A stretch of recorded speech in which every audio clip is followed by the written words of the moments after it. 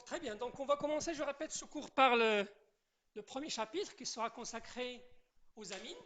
Donc on a trois chapitres à traiter, pardon, on a plutôt quatre.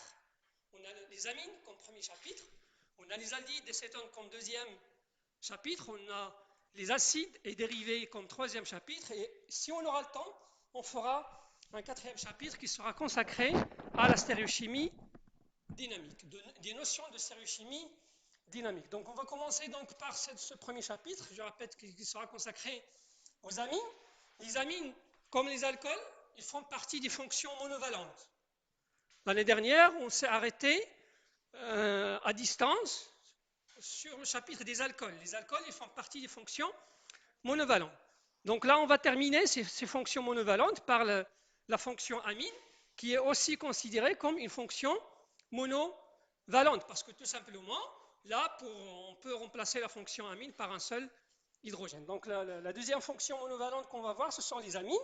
Et donc on va commencer par une introduction dans laquelle nous allons définir les amines. Bon, les amines, on les a déjà vues en S3, hein, comme dans la nomenclature, comme fonction principale. Et donc, l'introduction, donc là, ça va définir ce que c'est les amines. Donc, les amines, ce sont des composés organiques, azotés évidemment, hein, qu'on peut obtenir par substitution de 1, ou bien de 2, ou bien de 3 hydrogènes qui sont sur l'ammoniac. L'ammoniac avec C, ce n'est pas avec culant. L'ammoniac avec culant, c'est de l'ammoniac aqueuse. Là, c'est de l'ammoniac avec C, c'est le NH3. Et donc, là, vous constatez bien que l'azote porte 3 hydrogènes. La valence de l'azote, vous le savez bien, c'est 3. Et donc là, on a 3 hydrogènes. Donc, en substituant 1, ou bien on peut substituer soit 1, soit 2, soit 3. Et donc, en substituant le 1, 2 ou 3, on va avoir plusieurs classes d'amines. On va parler de plusieurs classes d'amines. Donc la définition, vous l'avez devant vous. Et donc, cette substitution peut être faite avec des groupements alkyles ou bien des groupements aryles. D'accord? Donc je répète, en fonction du nombre d'hydrogènes substitués, on peut obtenir trois classes d'amines, à savoir les amines primaires, dans le cas où on remplace uniquement un seul hydrogène, et on parlera de l'amine secondaire, dans le cas où on va remplacer des hydrogènes, et on parlera d'amine tertiaire, dans le cas où on va remplacer 3 hydrogènes. D'accord? Donc je répète, c'est une réaction de substitution, nucléophile évidemment, on verra tout à l'heure, de NH3 sur des halogénures d'alkyle, qui vont donner soit les amines primaires, soit les amines secondaires, soit les amines tertiaires. D'accord? Donc je répète, les amines, leur produit de départ, c'est de l'ammoniac. D'accord? C'est de l'ammoniac qui va agir par réaction de substitution nucléophile sur comment dirais-je, les halogénures d'alkyle. Alors, là j'ai signalé qu'en fonction, donc ce groupement R, ça peut être soit un alkyle, soit un aryle. Donc là aussi, on peut parler de plusieurs séries d'amines. On parlera de plusieurs séries d'amines en fonction de ce R-là. Est-ce que c'est un alkyle ou bien c'est un aryle? Dans le cas où, je répète, le R est un alkyle, on parlera des amines acycliques ou bien des amines aliphatiques. Alkyle, aliphatique. D'accord? Donc, dans le cas où le R est un alkyle, on parlera d'amines acycliques ou bien des amines aliphatiques. OK? Exemple, vous avez, bon, il y a plusieurs exemples. Donc, je me suis arrêté dans 2 exemples. C'est la méthylamine.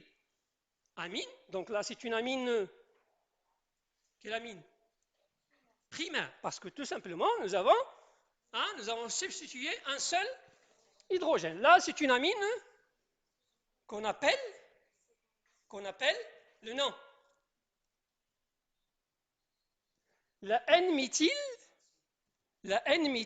est un amine. La N-méthyle est un amine. La chaîne la plus longue, c'est l'éthane. Donc, c'est la N-méthyléthane amine. Et il y a d'autres exemples. Donc là, bon, c'est pour vous illustrer des exemples. Donc là, je n'ai pas donné l'amine tertiaire. Je peux la donner, c'est la triéthylamine ou bien la triméthylamine.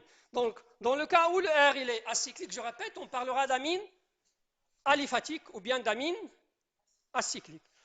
Dans le cas où le R est un aryl, hein, d'accord? Dans le cas où le R est un aryl, on parlera d'amine aromatique. On parlera d'amine aromatique telle que l'aniline. Ah, l'aniline, c'est une amine dont on a beaucoup parlé en S3 lorsqu'on a étudié les formes mésomères.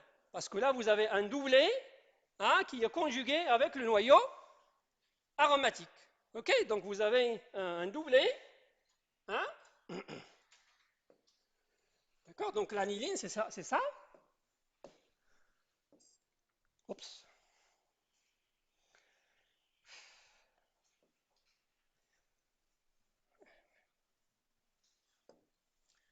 Toujours le même problème.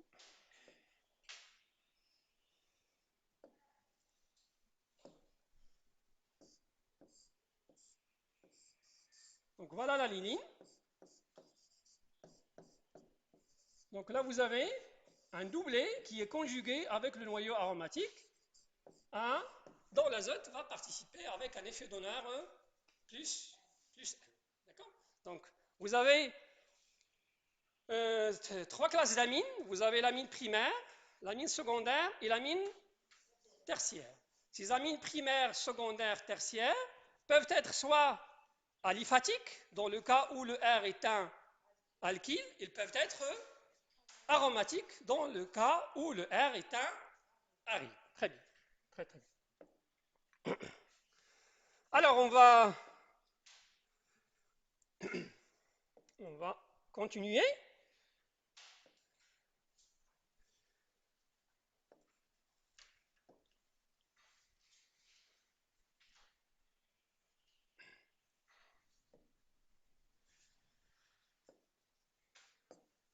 Alors, on va rappeler une propriété dont on a parlé beaucoup en S3, c'est l'acidité et la basicité. L'acidité et la basicité, tout simplement parce que là, en regardant les amines, surtout bon, toutes les amines, soit primaires, soit secondaires, soit tertiaires, on constate que l'azote dispose d'un doublet libre.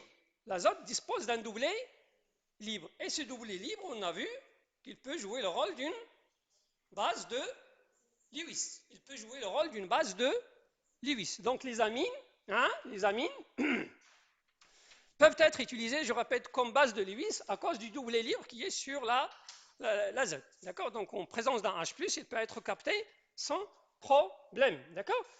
Aussi, donc voilà la réaction. Donc une amine qui peut être, je répète, soit primaire, soit secondaire, soit tertiaire. Les trois classes d'amines peuvent être utilisées comme des bases.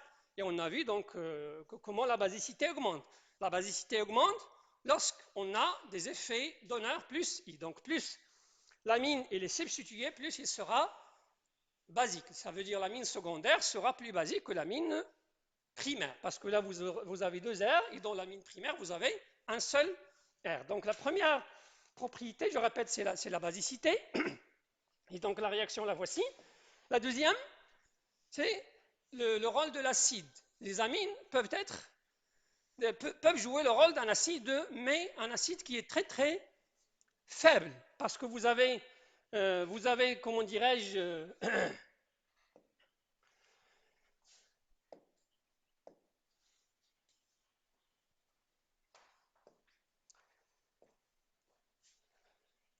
vous avez, comment dirais-je, on était en train de parler de l'acidité, c'est bien ça?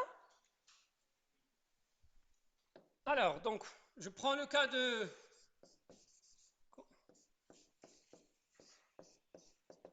l'amine secondaire, ou bien, pardon, de l'amine primaire, ou bien de l'amine secondaire. D'accord. Donc, dans le cas de l'acidité, on parlera de cette acidité dans les deux cas. Soit l'amine secondaire, soit l'amine primaire. Parce que tout simplement, pour l'amine tertiaire, il n'y a pas de H. Il n'y a pas de H à être arraché. Parce qu'on parlera de l'acidité pour ce H. Ce H-là, il est légèrement acide. Ce H-là, il est légèrement acide. Donc, en présence d'une base forte, très très forte, il peut être arraché sans problème. D'accord? Donc, deux propriétés qu'on va étudier. On va étudier l'acidité due, je répète, à la présence de ces H-là qui sont liés à l'azote. L'azote, il est plus électronégatif que le H. C'est la raison pour laquelle il est légèrement acide. Et on parlera de la basicité. Donc là, comment dirais-je, là, ce doublet va jouer le rôle d'une base de Lewis. Il va jouer le rôle d'une base de Lewis. Il va jouer le rôle d'une base de Lewis. D'accord? Donc voilà.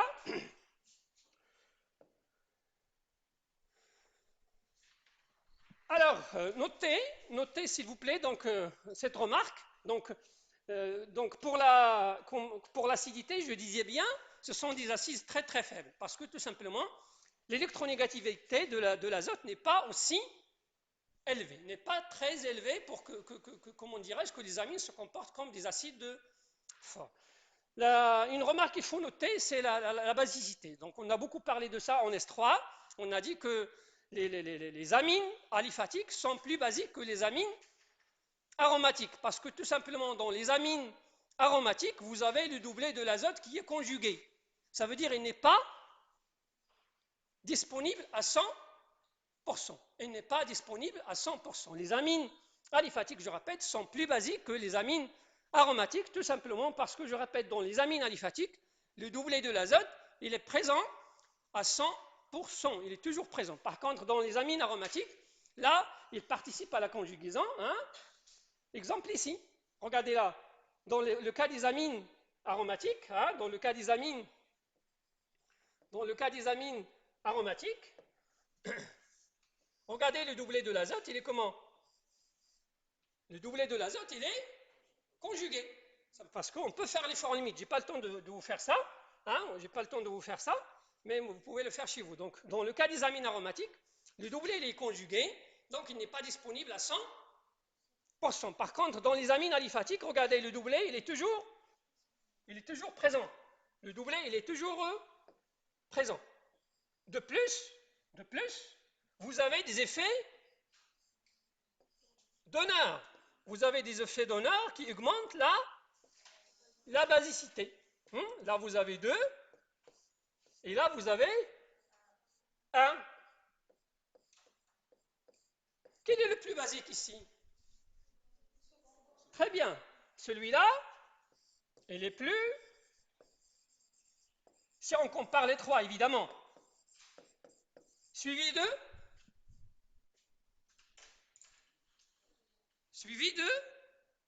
Quel est le deuxième? Primaire, parce que tout simplement, je répète, le doublet, il est toujours disponible. Donc le deuxième, c'est celui-là. Du point de vue basicité. Et le troisième, c'est celui-là. Parce que ici, le doublet, il est conjugué. Il n'est pas disponible tout le temps. C'est clair? Donc les amines aliphatiques, primaires, secondaires, tertiaires, sont plus basiques que les amines aromatiques, parce que dans les amines aromatiques, le doublet, je répète, il est conjugué, il n'est pas disponible, parce que lorsqu'on parle de basicité, on parle de capture de H+. Donc si le doublet n'est pas disponible, on ne peut pas capter le He+. Très bien. Très bien. Donc après ce rappel ici, après ce rappel, on va aborder la première partie de ce chapitre qui sera consacré, je répète, à la préparation ou bien à la synthèse des amines, parce que les chapitres seront organisés comme ça. On commencera par une introduction, une première partie qui sera réservée à la synthèse ou bien à la préparation des composés, dans notre cas ce sont les amines, et la deuxième partie, ça sera réservé à la réactivité, ça veut dire les réactions qu'on peut faire sur les amines ou bien sur les cétones ou bien les aldydes, etc., etc. Donc introduction, préparation et réactivité. Donc on va commencer par la synthèse des amines, et donc notez s'il vous plaît que cette synthèse peut être faite par 2 réactions principales. La première, ce sont les réactions de substitution nucléophile dont j'ai parlé tout à l'heure, de l'ammoniac NH3 sur les halogénures d'alkyle, ou par des réactions de réduction sur les composés azotés. Donc les composés azotés, on a vu beaucoup en S3, on va les rappeler tout de suite. D'accord? Donc voilà les deux méthodes qu'on va utiliser. Je répète, c'est la substitution nucléophile en premier lieu, et le deuxième type de réaction, c'est la réaction de réduction sur le composé azoté. Commençons par la, comment dirais-je, la première, c'est la substitution nucléophile, et plus précisément, ce qu'on appelle l'alkylation d'Hoffmann. L'alkylation d'Hoffmann, c'est une réaction, donc là, il y a le mot alkylation. Lorsque vous entendez par mot alkylation, ça veut dire l'introduction d'un alkyle. On peut parler d'une monoalkylation, on peut parler d'une dialkylation, on peut parler d'une trialkylation. Donc là, on va commencer par l'alkylation d'Hoffmann. Alors, cette alkylation d'Hoffmann, c'est une réaction qu'on va revoir plus tard. Donc là, c'est une réaction qui suit un mécanisme de type SN2. SN2 qui va se faire entre, je répète, l'ammoniac, parce que je répète, le composé de départ, c'est l'ammoniac, et un halogénure d'alkyle. Alors, donc,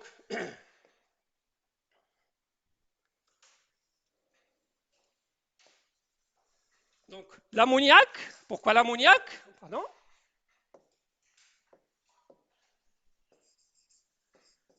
Oups, toujours.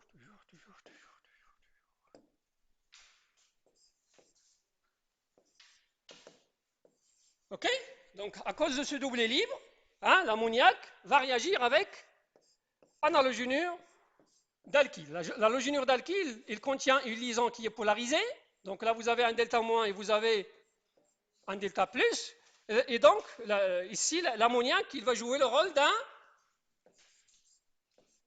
d'un nucléophile non chargé. Rappelez-vous, on a parlé de nucléophile chargé et de nucléophile non chargé. Donc là, l'ammoniac va jouer le rôle d'un nucléophile non chargé à cause du doublé libre. D'accord? Donc, par ce doublé, je répète, comment dirais-je, l'ammoniac va attaquer le R+, oui, très bien. Et donc, on va obtenir R, N, H, H, H, plus X au moins. OK? Donc, la réaction va passer par cet intermédiaire. Cet intermédiaire qui va réagir avec de l'ammoniac, parce que dans le milieu, on a toujours de l'ammoniac. On a toujours de l'ammoniac. OK? Oups. Et donc, en présence de l'ammoniac, NH3, alors, dans la première réaction, je répète, l'ammoniac, il a joué le rôle d'un, parce qu'il a attaqué par le doublé, comment dirais-je, un site électrophile. Ici, l'ammoniac, il va jouer quel rôle?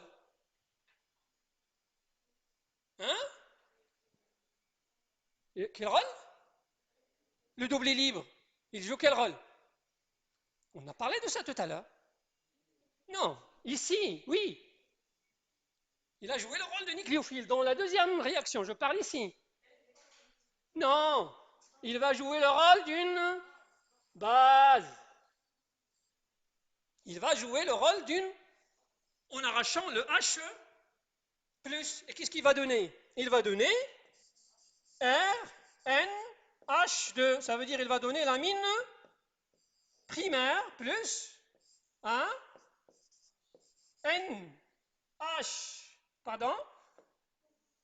NH4 plus NH4 plus X au moins. D'accord? Donc sachez qu'il y a des bases qui peuvent jouer aussi le rôle d'un nucléophile. Il y a des bases qui vont jouer le rôle d'un nucléophile, mais il y a des bases qui ne jouent que le rôle de la base. Ok? C'est clair? Donc le cas de l'ammoniac, il peut jouer et le rôle d'un nucléophile en effusion des réactions de substitution nucléophile d'ordre 2 dans notre cas, il peut jouer le rôle d'une base en arrachant un H+. Donc l'alkylation d'Hoffmann, donc regardez là, qu'est-ce qu'on a introduit? On a introduit un groupement alkyle. On a introduit un groupement alkyle, et d'ailleurs, c'est de là où vient le nom de l'alkylation d'Hoffmann. Donc ce qu'on a fait là, on a fait une mono-alkylation. on a fait une monoalkylation. Parce que je répète, l'alkylation, il peut être mono, il peut être bi, il peut être tri. Ça dépend du nombre d'hydrogènes que vous avez substitué. Ok? Donc là, c'est une monoalkylation. Et donc la réaction va continuer en présence donc de Rx. Hein? Donc on va obtenir RNH1. Et là, c'est une amine secondaire. Donc là, ce qu'on a fait là, on a fait une dialkylation. Et la réaction peut continuer en présence donc d'un deuxième équivalent de Rx. On peut aller jusqu'à la préparation de l'amine tertiaire. Là, on parle d'une trialkylation. D'accord? C'est de là où vient le nom de l'alkylation d'Huffman. L'alkylation d'Huffman, parce que là, on introduit à chaque fois du groupement alkyle. D'accord? Donc, je répète, on peut introduire un, et dans ce cas-là, on parlera d'une monoalkylation, et donc la préparation de l'amine primaire. Lorsqu'on va introduire deux groupements alkyles, on parlera d'une dialkylation, et dans ce cas-là, on obtiendra les amines secondaires. Et dans le cas où on va introduire 3, c'est une trialkylation, et il s'agira de l'amine, comment dirais-je, de l'amine tertiaire. Ok? Très bien. Alors, le problème, il y a un problème dans cette réaction. Le problème de cette réaction, c'est que c'est une réaction qui peut mener, comme j'ai écrit sur le, comment dirais-je, le tableau, il peut mener à l'amine primaire et à l'amine secondaire et l'amine tertiaire. Ça veut dire 3 composés. Et la bête noire en chimie organique, c'est pas en chimie organique uniquement, c'est de séparer les mélanges. Plus il y a de mélanges à séparer, plus il y a d'argent à gaspiller, plus il y a d'efforts à fournir, plus il y a de temps à consacrer, il y a plusieurs choses à donner.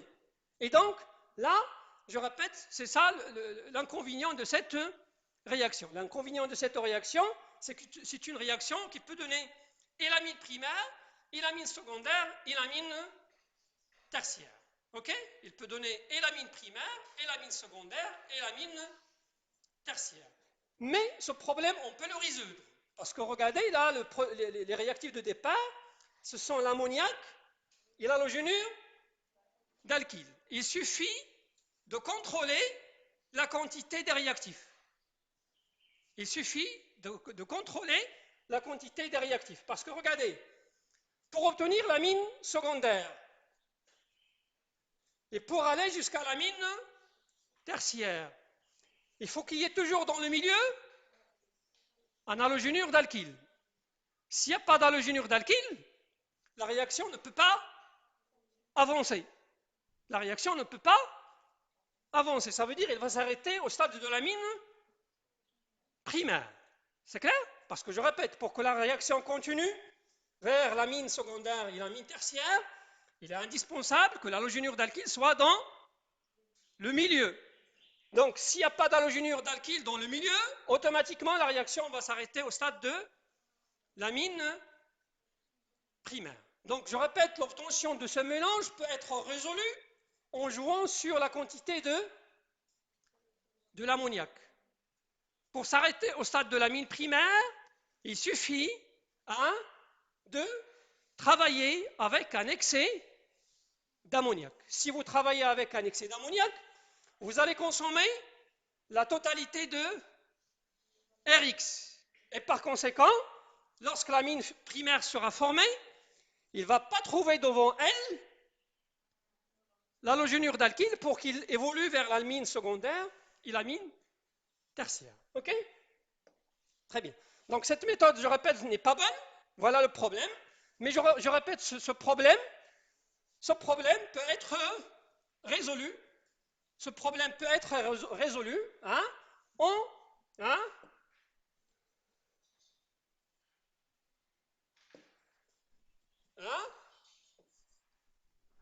ce problème peut être résolu. Donc si on travaille